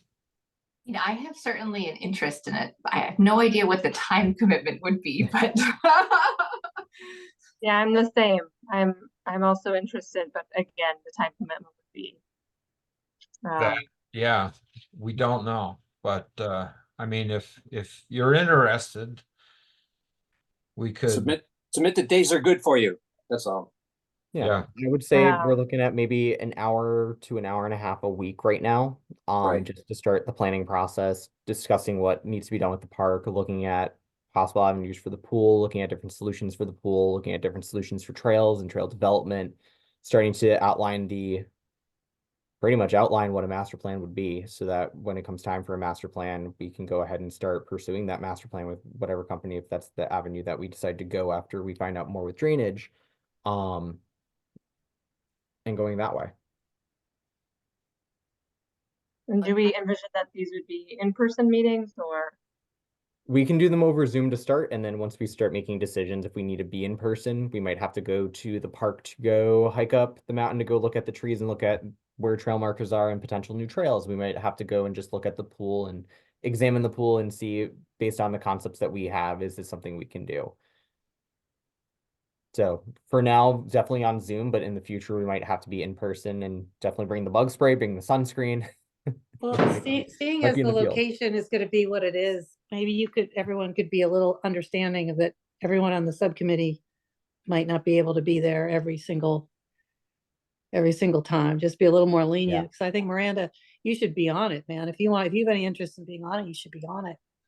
And don't Yeah, let, no, the fact that you might miss a few meetings, I don't think that should hold us back from having you involved. Or make it And, hybrid. Or make it and- hybrid. We can do something hybrid wise, definitely have a mobile device being able to connect and host the meeting there. So it's not just all over Zoom, and not everyone can make it all the time in person. So something hybrid wise could be a concept. Yeah, no, I'm willing to help. I would love to help in whatever capacity, as long as there's some forgiveness for meeting times and such as. Yeah. good. and I'm in a similar boat, so happy to help if it's useful. Awesome. Thank you. Thank you. The So only thing is, once you get to be a big committee, you have to have a quorum. correct.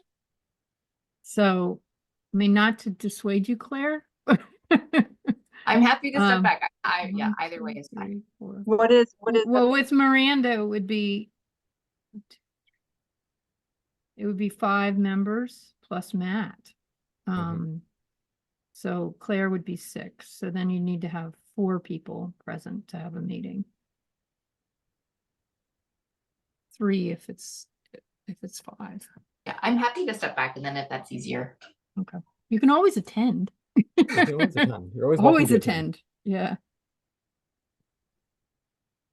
All right. I'll make a motion that we form an Emery Park subcommittee composed of Matt Bussey as a non-voting ex officio member, Melissa Cherninsky, Lynn Harrington, Lisa Wolak, John Grant, and Miranda Lovato. That's John. Her name is Lisa. In the chat, he's asking about the resident next to Emery Park. That's her name, right, Matt? What did John ask? Resident next to Emery Park? He asked about if we have an issue with them.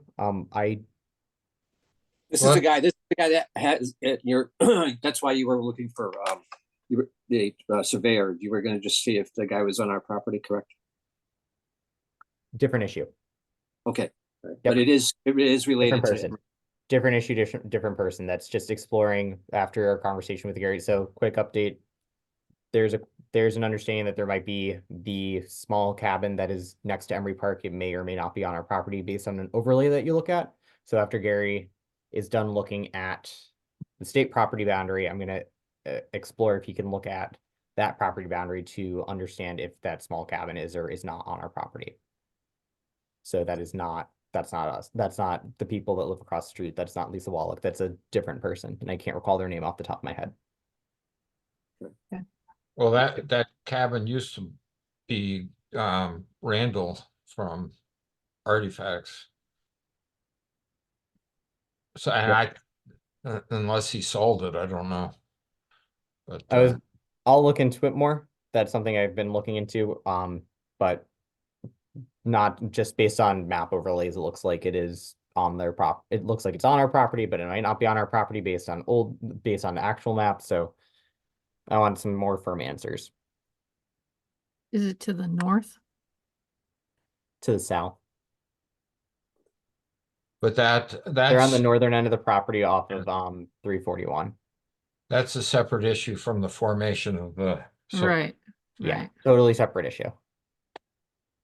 So, So we have a motion. I don't know if there was a second. Lynn made the motion. I will second it. All those in favor of creating a Emery Park Subcommittee with those so named? Hi. Aye. Aye. Opposed? Thank you, Matt, for doing that. You're welcome. And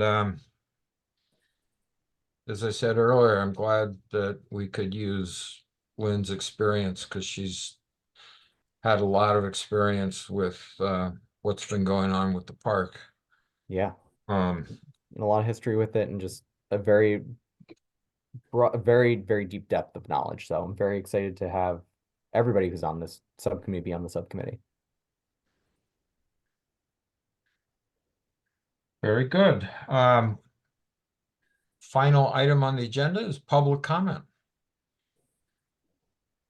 I see that John Grant, you wrote in the chat that the playing field committee needs to get together for a second attempt. So just acknowledging that you said that. Perfect. So I'm gonna default to you and Rufus for that, but just reading it off the chat, so it's out. Thank you, I appreciate that. I mean, I've been trying to get it done, so. John, you said that you and I couldn't meet because wasn't enough time today, but Yes, correct, yeah. how long of a time frame are we looking at? Maximum of 2 hours, Okay, okay? very good. I'll call you tomorrow and let you know what my schedule is. Okay. I think we have some hands up from the public. What was that? Lynn Harrington has her hand up. And then Oh. also Lisa Woolman. Lynn, Thank you. I just wanted to say thank you for having me on the committee, and I look forward to working with everyone and fixing up Emery Park again. welcome back. Thank you. Lisa, Good evening. I just want to say thank you for having me on the committee. We live across the street from Emery Park, not to be confused with the property line, but we're really excited. We love Emery Park. We visit it often, and we have our little son who we bring up there. So we take a special interest in Emery Park, and we're really excited. I'm really excited to be on the committee, so thanks. thank you. We appreciate you coming forward, doing this. Very good. So, any other public comment? I know it was long, Kate, but we got a lot accomplished tonight, I think, so. I just get grumpy, Rufus. I'm sorry. That's okay. I'm much nicer earlier in the day. Right.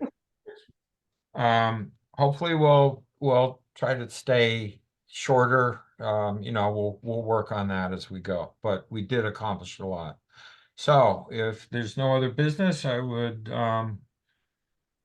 make a motion to adjourn at 9:11 p.m. So Sound good? moved. Thank you all. Second. Hi, thank you.